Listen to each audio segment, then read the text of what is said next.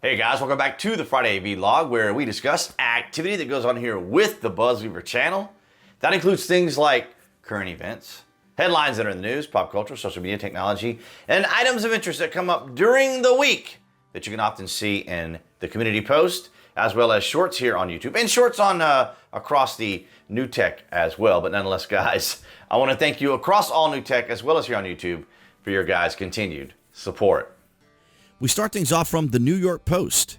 ABC station mistakenly airs election result declaring Harris winner of key swing state. Now, ladies and gentlemen, we knew that the establishment uniparty had plenty more ammo. I thought they would have a lot of ammo left over, holding it here for the last few days before the election.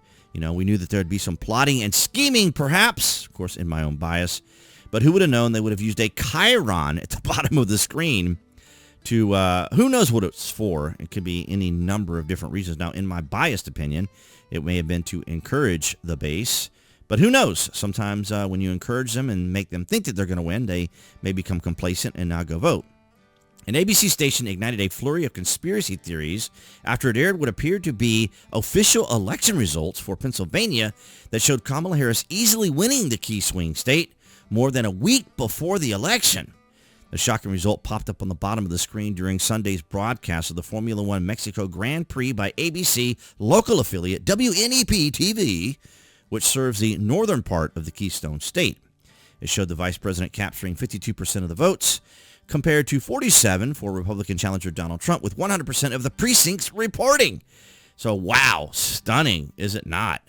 That's just, I don't know, the local news just trying to do some trolling, maybe, because I find that very, very, very amusing. And Danica Patrick, former Formula One race car driver, said, "Whoa, what the? Can anyone explain this?" And then In Wokeness wrote, ABC accidentally aired election results of Harris winning PA 5% with 100% in. Pretty interesting and amusing nonetheless. But of course, here in the United States, we don't use, for example, we don't use the popular vote. Now, that's showing the electoral vote. But here in the United States, we don't use popular vote. We use the electoral vote. And for those overseas, maybe who aren't familiar with the system, who may be watching who aren't American, the electoral vote here represented on this map, for example, each state has a number of electors. Here you see in California, they have 54. In Texas, they have 40. Georgia, here where I live, we have 16. And then in Florida, they have 30. And of course, you can see the numbers represented by each state. And the object of this is for the candidate to get to 270. So essentially the first one to get to 270, not necessarily the first one to get to 270, but the person who accumulates enough electoral votes to 270 is the winner. But of course, the Democrats, when they lose, they like to say, oh, the will of the people wasn't served because the popular vote, this, that, and the other. So as you can see, the reason they say this, of course, is because they lost and they're angry and they're bitter about it. But since 1992 to 2020, the Democrats have won the popular vote in each year except for 2004. And that would have been George Bush and John Lurch Kerry. The election there for George W. Bush and John Kerry, who's running as a Democrat. And but yeah, they get really salty when a Republican wins the 270, but not the popular vote, because they say the will of the people wasn't served. The will of the people is right here. And of course, we don't use popular vote because, as I always like to show you guys, the map. Or I've shown you guys this before, I believe. It is on the community post. But as you can see here, the population of New York, if spread out in the northwest of the United States, I think I counted up to 10 states, the counties within 10 states.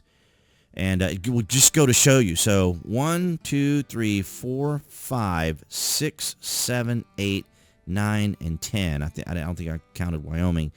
But 11 states, somewhere in there. Look, but that's how much of an area just the state of New York would take up if it were popular vote, right? The amount of people that it would represent, because New York's population is, the New York City population is 8.42 million.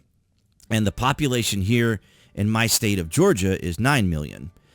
So you could essentially fit the city of New York and distribute them all throughout the state of Georgia.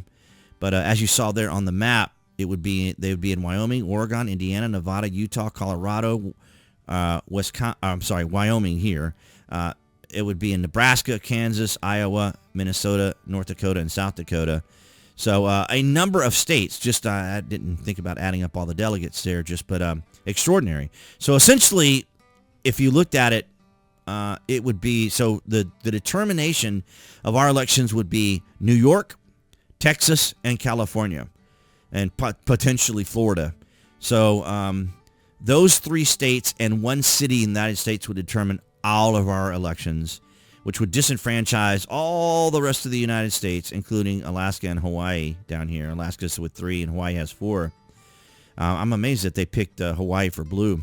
And then, of course, they're showing the toss-up states, but Georgia's probably going to go Trump. They're saying North Carolina is leaning more blue, which is kind of interesting. But Kamala Harris is not going to get Georgia. She would need North Carolina and all 3 of the Rust Belt states to win, and probably Nevada and Arizona to win the 270. Because when we calculated this the other day, we showed that Donald Trump had up to 313 electoral votes total, and I think Kamala only ended up with 230-something. But the polling has ended, and perhaps I may cover it one more time with the final polling, because if it's already ended, because they need time to be able to do the polling. But yeah, so interesting little shenanigans going on here, right here, just 5 days out as of this recording, of course, and as is written here for the article. But yeah, that's what I have for you guys this Friday. All right, guys, so that's going to wrap it up for this Friday vlog. Thank you for the likes, the shares, and the comments. And, of course, below this video, you can find the various social media links that I belong to. I would encourage you guys to follow me there. And if you order frequently from Amazon or are interested in a VPN, then my affiliate marketing links are down below. It helps out the channel. But, of course, your likes, your shares, and your comments do a tremendous job. That's here on YouTube as well as across New Tech. That's BitChute, Rumble, and Odyssey. You guys have been amazing. It's been an amazing 2024. I hope you have already voted if you have early votes in your state. And of course, the support from around the world is also very encouraging. And I feel very good about what is going to transpire on November the 5th, as we have talked about here on the BuzWeaver channel. It's been an amazing year. It's been an amazing experience for us all here in 2024 to see the left and, of course, the establishment falling apart as they try to put it all together. But nonetheless, guys, thank you so much for your continued support.